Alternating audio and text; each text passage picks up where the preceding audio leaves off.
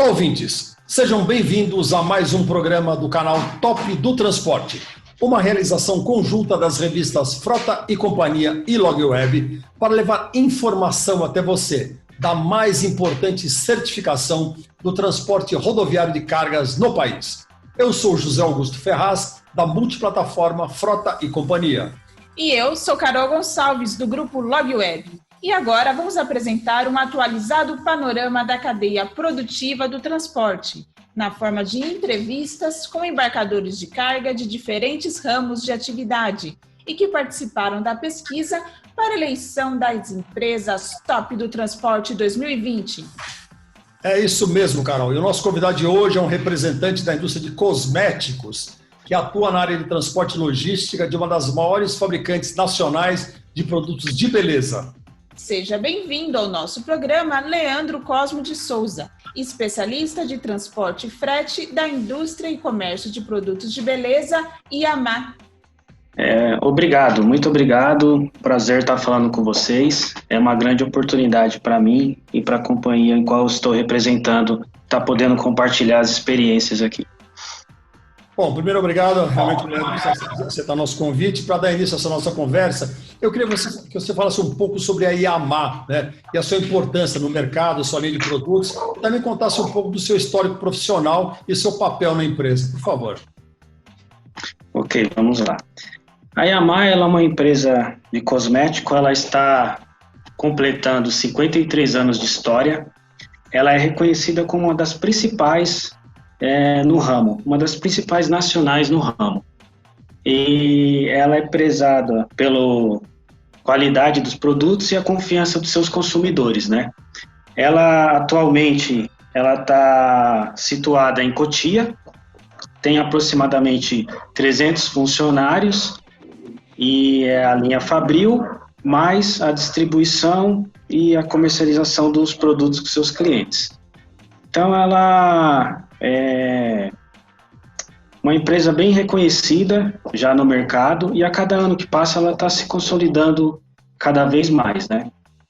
Uma empresa muito interessante, muito reconhecida no mercado.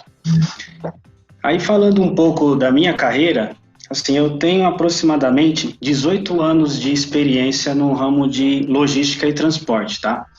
Eu iniciei no chão de fábrica, tá? Eu fiz expedição de mercadoria, eu fiz armazenamento, fiz recebimento, estoque, passei por todas as áreas, até chegar numa área mais estratégica, do qual eu até gosto bastante, que seria o transporte, né?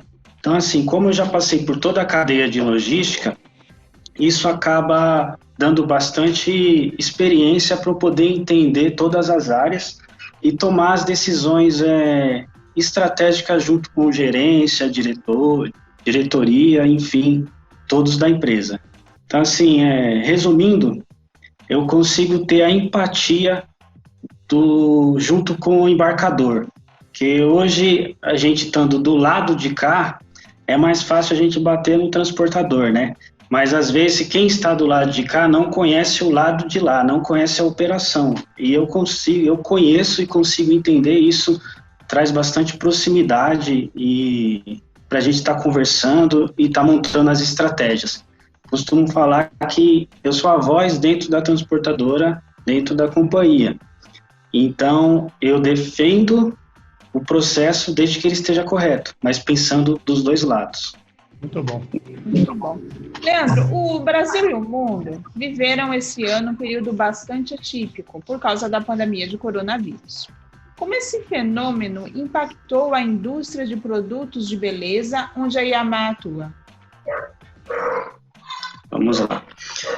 De maneira geral, a gente observamos que a consolidação e o autocuidado acabou sendo um principal desejo do novo consumidor. Como o mercado de beleza é um segmento bem dinâmico, a pandemia representou uma transformação inédita no mercado. Não se parou de usar e comercializar, porém, os consumidores não poderiam mais sair das suas casas e ir até o comércio. Então, o que aconteceu? Aconteceu o autocuidado. Eles passaram a se cuidar em casa. E isso deu um reviravolta nas empresas, porque, opa, eu não consigo chegar até o comércio, meu consumidor não consegue chegar até o comércio. Então, naturalmente, o que passou a acontecer? Usar o e-commerce, usar os canais de internet para tentar vender. Quem não tinha, foi obrigado a ter. E assim, às vezes projetos de coisa que estavam há um ano acontecendo, teve que acontecer em um mês. Uhum. E juntaram todas as suas áreas, todas as suas experiências, e foi para cima e acabou criando um canal novo de vendas, né? Porque foi o que precisou fazer. E assim, falando da Yamaha, que eu tenho bastante proximidade com a fábrica, nós tivemos impactos profundos na fabricação, porque a falta de insumo nacional e o importado limitou a comercialização de alguns itens, porque faltou a matéria-prima. A fábrica teve que passar a escolher qual produto que ela teria que fabricar para o seu consumidor final, porque ela não conseguia mais ter a linha completa dos seus produtos. E, inclusive, com essa falta de insumo, a Yamaha ela deu um passo que há muito tempo ela estava pensando em dar, porque está faltando o papelão no mercado. E as nossas caixas elas são 100% papelão. Sempre, todos os nossos produtos eles são comercializados papelão, vai para o cliente final por papelão. Com a falta, a gente deu um passo de produtos envasados, ele vai xerincado agora. Ele vai passar a ser xerincado. Isso está representando, inclusive, economia para a empresa, porque o xerinque ele é mais barato do que o papelão. Então, assim, são uma série de fatores que encadeou, de uma certa forma, melhorias desde que você conseguiu se planejar. E eu queria saber, Leandro, como é que isso tudo repercutiu na sua área, né, na área de transporte, logística, na movimentação de materiais?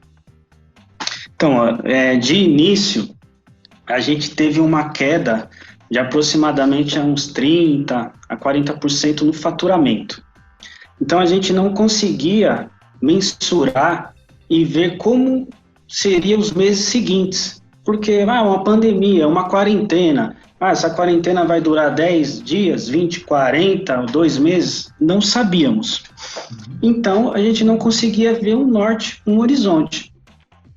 E as transportadoras começaram a ligar, preocupadas. Como vai ser o faturamento? A gente falava, não sabemos. Infelizmente, estamos correndo atrás da informação de mercado, nossos representantes estão tentando ir na rua conversar com os clientes, mas realmente não sabemos.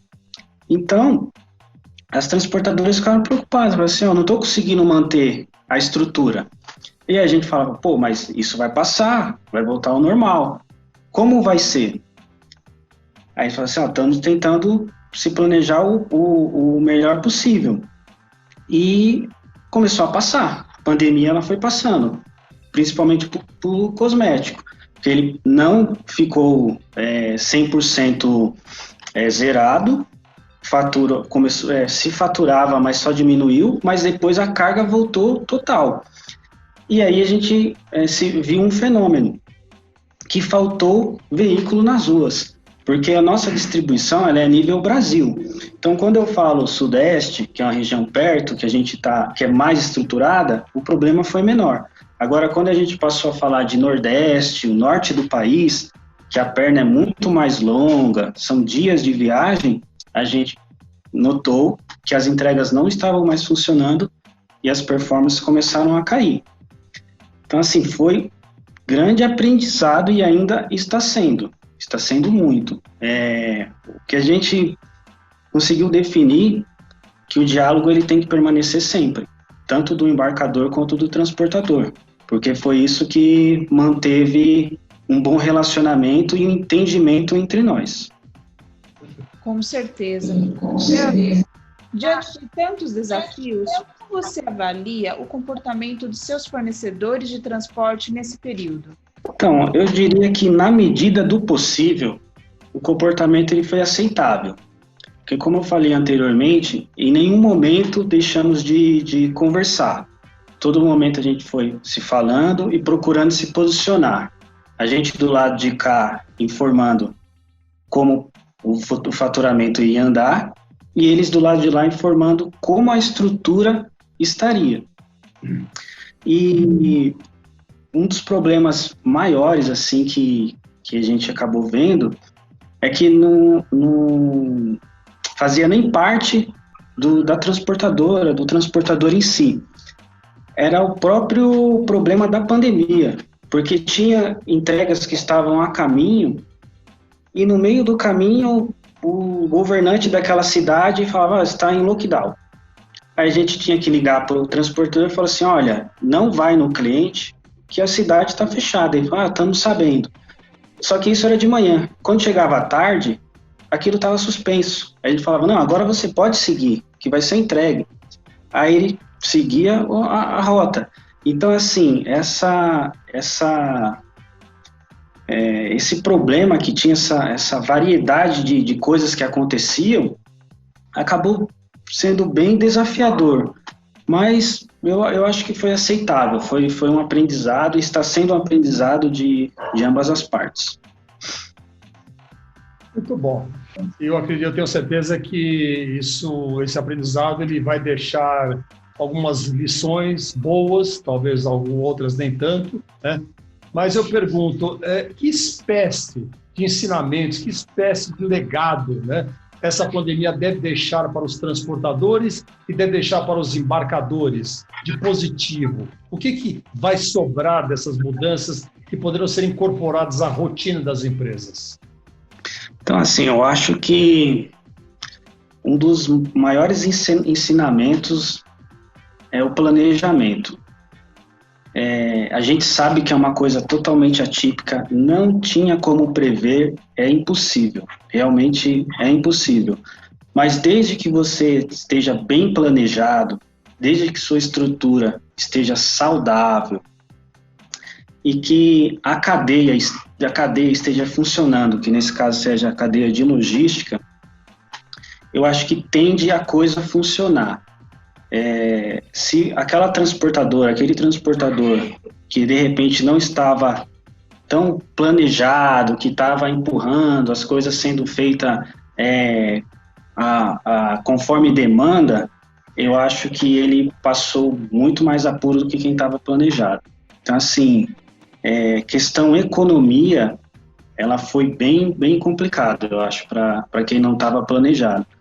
E eu até estava conversando com um transportador e ele tem é um transportador bem forte no mercado, ele está bem planejado e ele está tendo vida saudável, vamos dizer assim. A gente até comentando, falamos assim, o que o Brasil passou mais perto de questão economia foi na greve dos caminhoneiros, que aquilo parou o país e era uma coisa muito atípica e as pessoas teve que se reinventar naquele momento, naquele mês que ficou parado.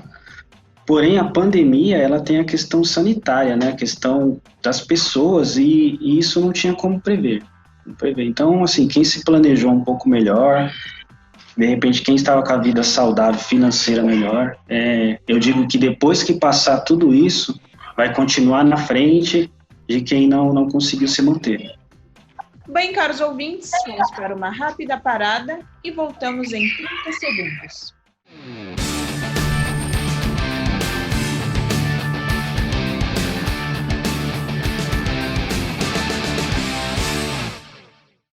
Bem, amigos, estamos de volta com o segundo bloco desse programa especial do canal Top do Transporte, produzido pelas revistas Frota e Companhia e LogWeb. Nosso entrevistado de hoje é o especialista de transporte e frete da IAMA, Leandro Cosmo de Souza. Leandro, você foi um dos embarcadores de cargas que aceitou participar da pesquisa realizada pelas revistas Frota e Companhia e LogWeb, que apontou as melhores empresas de transportes do Brasil eleitas pelo mercado. E por isso eu pergunto a você, qual a importância do top do transporte para você e o mercado de fretes? Qual a importância do top do transporte para mim, para o mercado de frete? Sim, eu diria que é muito importante e essencial hoje. Por quê? Vou dar o exemplo do que aconteceu na Yamaha na virada de 2019 para 2020, tá? No nosso planejamento e prospecção para o transporte de 2020. No nosso bid de 2020, utilizamos como referência o top do transporte. A gente foi no segmento de cosmético, analisamos quem foram os maiores transportadores, os maiores players nacional, e em cima da informação, realizamos contatos com os representantes das transportadoras, solicitamos uma visita na nossa empresa e, a partir desse momento, negociamos os fretes. Então, assim, o nosso ponto de partida foi o top do transporte. Foi exatamente o resultado. Consideramos que nesse resultado estavam os melhores prestadores de serviço. E foi nosso ponto de partida. Leandro, a escolha das empresas top do transporte, como você bem sabe, é resultado de uma avaliação dos embarcadores de cargas relativa às transportadoras que prestam serviço para eles. Por que é importante avaliar o desempenho dos fornecedores de serviço de transporte?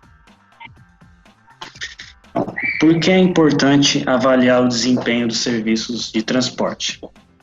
Eu diria que hoje a empresa, o transportador, que ele não tiver um bom nível de serviço, ele está totalmente fora do mercado. Hoje seguramente uma qualificação. O transportador, ele tem que ter um bom desempenho. Caso contrário, ele não é nem consultado, porque o mercado hoje ele está muito competitivo. E a gente sabe que os níveis eles estão cada vez mais exigentes. E, por exemplo, não é diferente na Yamaha.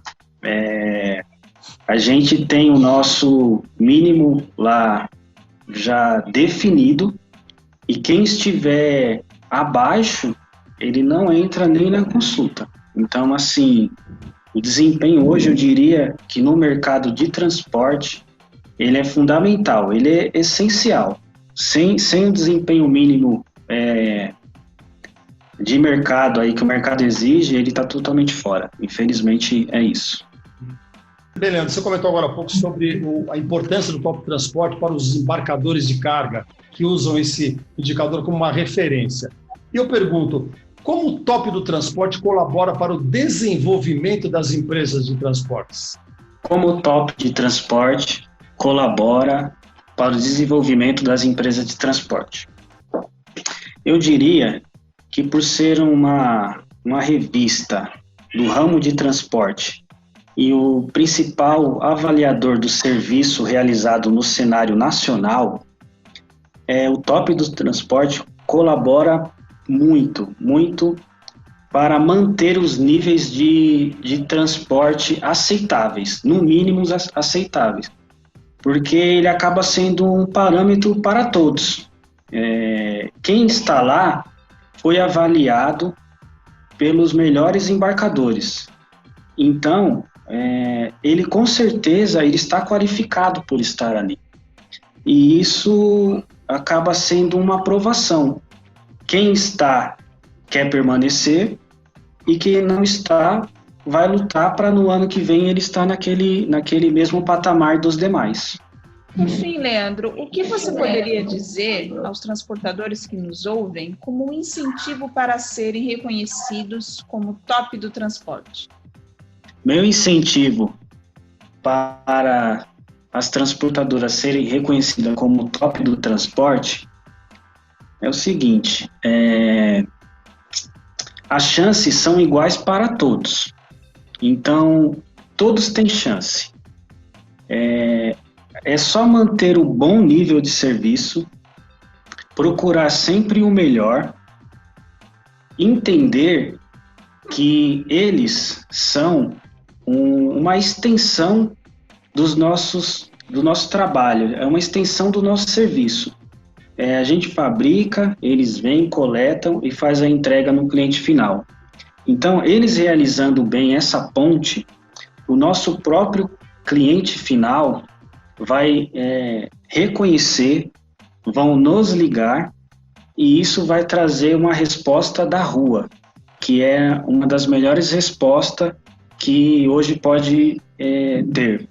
Então, assim, faz um bom serviço, seja essa extensão dos embarcadores com excelência, e vai ter um retorno no final, um bom retorno. Bom, eu queria agradecer a presença do nosso convidado, o especialista de transportes e frete da Yamaha, Leandro Cosme Souza, e parabenizá-lo também pela sua participação na eleição das empresas Top do Transporte 2020. Suas considerações finais, por favor, Leandro.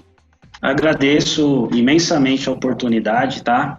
Eu considero esse meio de comunicação extremamente importante para quem trabalha em logística, para quem trabalha em transporte, que é uma área tão cobrada, é uma área que muitas vezes não é nem reconhecida. Então, esse serviço que está sendo feito pelo Top do Transporte, ele é muito importante. Ele vem de encontro com quem estuda tanto, com quem se empenha tanto, com quem muitas vezes fica noites sem dormir, para no outro dia estar contente, estar feliz na sua empresa e fazer o fluxo, a cadeia de logística acontecer, tá? Então, eu agradeço imensamente e considero super importante, e um abraço para todos, tá? Muito obrigada pela entrevista, Leandro. E obrigada, ouvintes do canal Top do Transporte. Vamos ficando por aqui e até o próximo programa. Bem, amigos, obrigado pela sua audiência. Para saber mais sobre esse assunto, acesse os portais de Frota e Companhia ou LogWeb e ainda o portal de Top do Transporte na internet. Você também pode acompanhar as nossas edições digitais das duas publicações, ou então nos acompanhar através dos nossos podcasts, dos nossos canais de vídeo ou ainda das nossas redes sociais. Muito obrigado e até o próximo programa.